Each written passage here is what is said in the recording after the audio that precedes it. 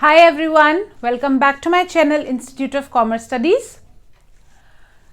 So this video is for class 12th business studies. हमारी कुछ videos में last videos में हमने पढ़ा था 4 P's of marketing. Do you remember? हमने 4 P's ऑफ मार्केटिंग का इंट्रोडक्शन पढ़ा था. उसके बाद हमने एक नेक्स्ट वीडियो बनाई थी जिसमें हमने 4 P में से फर्स्ट P यानी प्रोडक्ट के बारे में पढ़ा था. मैंने आपको बताया था marketing mix is made up of 4 P's. एक सामान को बेचने के लिए 4 P's की जरूरत पड़ती है: product, price, place and promotion. एक वीडियो हमने उसकी बनाई थी जिसमें मैंने आपको इसका इंट्रोडक्शन दिया था 4 P's ऑफ मार्केटिंग का. उसके बाद सेकंड वीडियो मैंने बनाई थी जिसमें मैंने आपको प्रोडक्ट के बारे में बताया था, क्योंकि चारों ही P's का अलग अलग टॉपिक है, अलग अलग सिलेबस है. तो चारों P हम 4 अलग अलग वीडियोस में कवर करेंगे. पुरानी 2 वीडियोस के लिंक मैं डिस्क्रिप्शन बॉक्स में दे रही हूं. कौन कौन सी वीडियोस के? एक वीडियो वो जिसमें हमने चारों P का बेसिक पढ़ा था, और दूसरी वीडियो फर्स्ट P की यानी कि प्रोडक्ट की. अगर आपने वो नहीं देखी है तो पहले आप वो देखिए. उसके बाद इस वीडियो में हम करने वाले हैं सेकंड P ऑफ मार्केटिंग, जो कि होता है प्राइस. प्राइस मतलब किस दाम पर कोई प्रोडक्ट बिकेगा, वो होता है उसका प्राइस. तो मैंने आपको बताया था कि हर P में ही आप कुछ ना कुछ पढ़ेंगे. जैसे प्रोडक्ट में हमने पढ़ा था ब्रांडिंग, पैकेजिंग एंड लेबलिंग के बारे में. तो प्राइस में हम क्या पढ़ेंगे? प्राइस में हमें बहुत इजी टॉपिक पढ़ना है जो कि है factors affecting price of a product. मानो मैं ये प्रोडक्ट बनाती हूं तो मैं इसका प्राइस कैसे डिसाइड करूंगी कि मुझे इसे मार्केट में कितने का बेचना है. बस यही एक टॉपिक हमें कवर करना है सेकंड P में, यानी कि प्राइस में. Factors affecting price of a product. एक चीज का प्राइस में कैसे तय कर सकती हूं. तो जब भी हम किसी चीज का प्राइस तय करते हैं तो उसका प्राइस कैसे तय किया जाता है? देखिए, number 1, cost of a production. ये प्रोडक्ट बनाने में मेरे पैसे कितने लगे? सबसे पहली चीज, ये प्रोडक्ट बनाने में मेरे पैसे कितने लगे? सबसे पहली चीज यही है कि अगर मेरे को इसे बनाने में 20 रुपीज लगे हैं तो मैं इसे 15 में तो नहीं बेच सकती. लॉस में तो कोई भी नहीं बेचेगा, है ना. अगर मुझे इसे बनाने में 20 रुपीज लगे हैं तो मैं इसे 20 से ज्यादा में ही बेचूंगी. तो सबसे पहली चीज, मुझे इसे बनाने में कितने पैसे लगे. ठीक है. Number 2, demand for a product. मेरे इस प्रोडक्ट की मार्केट में कितनी डिमांड है.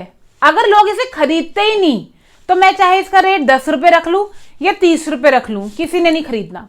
पर अगर मुझे पता है कि इसकी डिमांड बहुत ज्यादा है तो मैं इसका प्राइस भी अच्छा रख सकती हूं, क्योंकि मुझे पता है कि लोग इसे लेंगे ही लेंगे.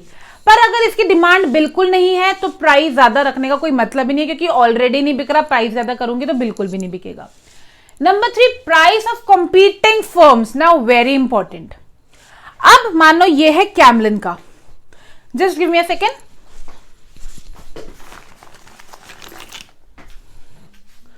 आई हैव वन मोर हेयर. ये किसी और ब्रांड का है और ये किसी और ब्रांड का है. ऑलराइट, ये 2 मार्कर्स है, दोनों का सेम काम है. व्हाइट बोर्ड मार्कर्स है दोनों.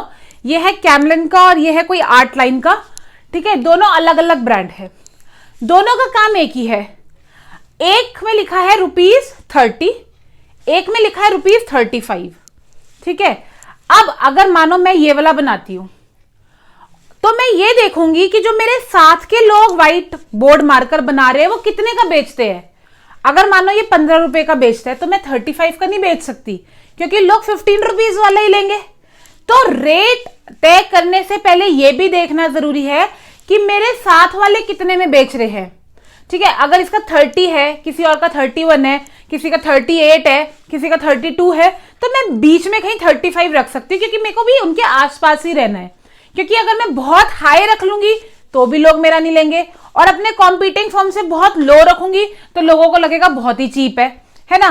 तो इसलिए अपने कॉम्पिटिंग फर्म के आसपास का ही प्राइस रखना ठीक रहता है. Number 4, purchasing power of consumer. अब मुझे यह भी देखना है कि जहां के लिए मैं ये बना रही हूं वहां पे लोगों के पास कितने पैसे हैं कि वो मेरा ये प्रोडक्ट खरीद पाए. क्या पता मैं इसे बना दूं, बहुत सारे बना दूं, लेकिन मानो ये कोई महंगा प्रोडक्ट हो, मानो 1000 रुपए का, 2000 रुपए का प्रोडक्ट हो ये कोई. ठीक है. और मुझे पता है कि जहां पे मैं इसे बेचने वाली हूं वहां पे लोगों के पास ज्यादा पैसे ही नहीं है, तो कोई फायदा नहीं होगा बना के। इसलिए बनाने से पहले, प्राइस तय करने से पहले मुझे ये भी देखना जरूरी है कि जहां पे मुझे इसे बेचना है वहां पे लोगों के पास परचेजिंग पावर यानी पैसे कितने हैं, वो कितना खरीद रहे हैं, वो कितने पैसे लगाने में संतुष्ट रहेंगे।